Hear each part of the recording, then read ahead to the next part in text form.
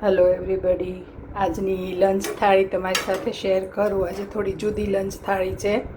આજે પકોડા કઢી બનાવી છે. પકોડા બેસનના ફ્રાય કરીને કઢીની જેમ કઢી બનાવવાની અને એમાં પકોડા ઉમેરી અને પછી ઉપરથી ડુંગળીનો ને લસણનો ને એવો વઘાર કરવાનો હોય છે. તો આજે આ બનાવ્યું છે. પછી એક ગુવારનું શાક બનાવ્યું છે. આ બહુ બધાને પસંદ નથી એટલે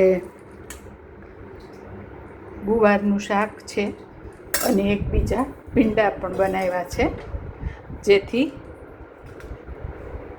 થોડું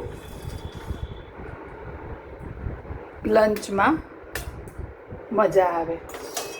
તો ભીંડા કોરા મોરા છે.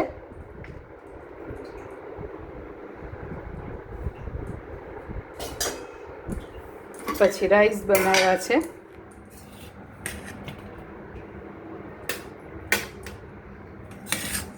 રાઈસ ઓસાવીને છૂટા રાઈસ જ હું બનાવું છું,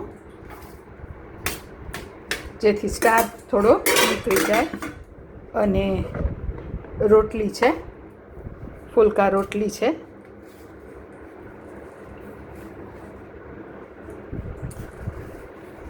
અને આજે એક સાઉથ ઇન્ડિયન સ્ટાઇલના પાપડ છે, એ પણ બનાવેલા છે ફ્રાય કરીને. તો આજની લંચ થાળી કંઈક આવી છે. Thank you for watching.